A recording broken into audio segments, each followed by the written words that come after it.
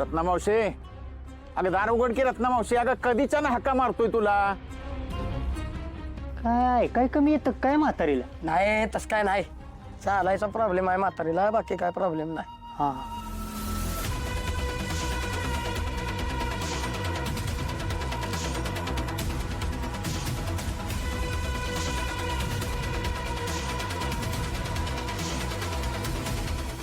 म्हातारी दार का उघडे ना? रत्ना मावशी, गेली बिली काय? ए अरे काय पण काय बोलतोस?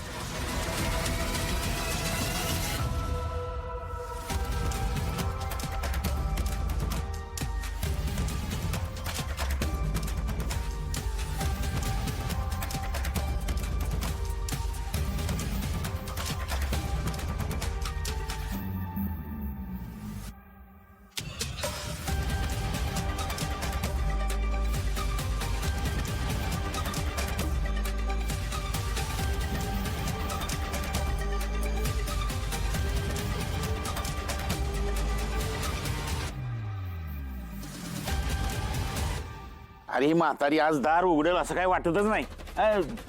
झोपली तर नसेल ना? सरपंच तुम्ही मागा सारा, असं काय होणार नाही. मी दरवाजा तोडतो, कारण कसं आहे, एक गाव दोन तुकडं केलंच पाहिजे. अमिताभ अमिताभ कुठे चाललाय तोंडवर करून? घेशील धडे किती इसकडून पडशील. आलाय 2 पाय पिशवीत न्यायला लागेल गोळा करून. पिशवी पण नाही आणली आम्ही. एवढा कॉन्फिडन्स येतो कुठनं तुझ्यात?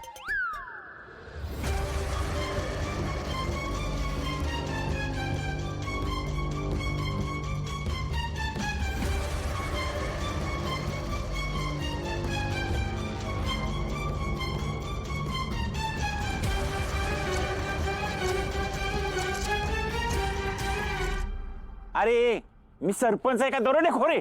दरोडेखोरासारखं एखाद्याच्या घरात शिरायचं कसं वाटतंय ते? अहो पण तुम्हाला साधी एक नथ आणायला जमली नाही, मग गाव काय म्हणेल?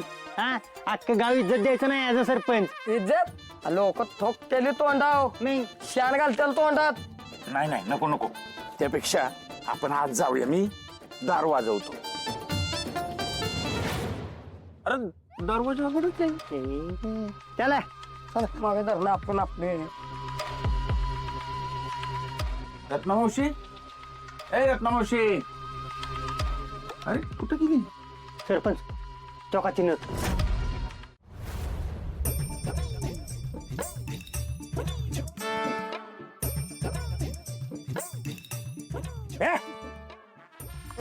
काय चाललंय राव? अरे एवढा वेळ असतोय? हा अरे एवढ्या वेळात मी सोन्याच्या दुकानात जाऊन पैसे देऊन माप देऊन नवीन नथ घेऊन आलो असतो, आणि ह्यांना गुरुजीच्या घरची आई ती नथ घावं नव्हे. अरे एवढी मोठी मिलिटरी घेऊन गेलेत की 1.5 माणसाची, काय करतात तवा? नाहीतर काय, आमच्या काळात असं नव्हतं लगा. तेवढा विचार असते वय. हे असले कुठे सरपंच असतात होय? हे असले सरपंच आहेत गावाचे म्हणून गावात विकास व्हाय नाही बाबा. गावाचा विकास नाही म्हणून गावात रोजगार नाही, रोजगार नाही म्हणून पोरांना नोकऱ्या नाही, आणि पोरांना नोकऱ्या नाहीत म्हणून किती वेळा उगा जखमेवर मीठ चोळायचं ना. अरे तू काय लहान आहे का चावायला? अगं बाबो, अरे सरपंच नथ आणायला उशीर करायला लागल्यात म्हणून गावावर एवढा परिणाम होतोय वय. मला लक्षातच नव्हतं आलं लगा. म्हणून माझं बी लगीन व्हाय ना काय अजून? अरे असं काय नाही, तिकडं काहीतरी अडचण आली असेल म्हणून उशीर होत असेल ना. गुरुजी, तुम्ही नथ विसरायला नव्हती पाहिजे राव. हा किती उशीर लावायला लागल्यात तुम्ही, लय इसर बोलत आहात. तुम्ही एक काम करा, ह्या खुसपुट्याच्या दुकानात का नाही तुम्ही बदाम घ्या, त्याचे पैसे ही देईल. आई ते जरा गडबडीत विसरली. तुमच्या इसर भोळेपणामुळे इथं पोरांची लग्न जमाना.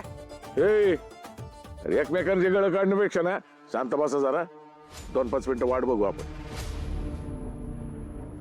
अहो ही फुलं ते कवाची गेली बघा ना, अजून आली नाही. काय करायचं आता? आले आले आली फुलं आहे. अगं कवाची गेली, मी म्हणलं येते का नाही येते का नाही. रणजित ते लालील त्याला खायला देऊन आले ग. हा फुलं आहे. एक बोलू का तुला? नाही म्हणजे राग येऊ देऊ नको, पण सुनेचे एवढे लाड करणं काही बराबर नाही. एकदा का डोक्यावर मिरं वाटायला लागली ना मग हाईच जन्मभर डोक्यावर मिरं वाटायला. परत म्हणू नको रणजी तू सांगितलं नाही म्हणून. रणजी, आपल्या लालीनं आपल्या गावाच्या भल्यासाठीच त्या मुखवट्यांची एवढी जोखीम अंगावर घेतली होती, म्हणूनच तिला बरं नाही आता. आणि हे बघ, तिनं आपल्यासाठी एवढं केलं या, मग मी त्याच्यासाठी वाईस काय केलं तर बिघडलं कुठं का? बिघडलं कुठं? जेव्हा डोक्यावर बसल ना तेव्हा कळल. आणि काय राहिलंय म्हणा डोक्यावर बसायचं. आले बघी. गुरुजी ही बघा न थांबा. कुठे आहेत? सरपंच या विनंती केली पटदिशी यायचं असतं. या पटकन. तर सरपंचाच्या हातात एक काठी दिली जाईल. काठी दिली जाईल. ए त्याच काठीने तुम्हाला बदडी ना. तुम्हाला बदडी ना. अरे माझं वाक्य काय परत मला म्हणताय. सरपंचाच्या हातात काठी द्या. तर ग्रामस्थांनो आता नीट ऐका. आपले सरपंच या काठीने नारळाला एका ठोक्यात फोडतील आणि त्याच्यानंतर आपल्या उत्सवाला सुरुवात होईल. अरे टाळ्या.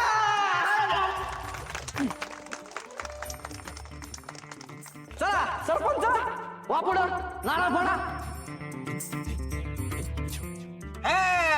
सरपंच सरपंच सरपंच सरपंच सरपंच सरपंच सरपंच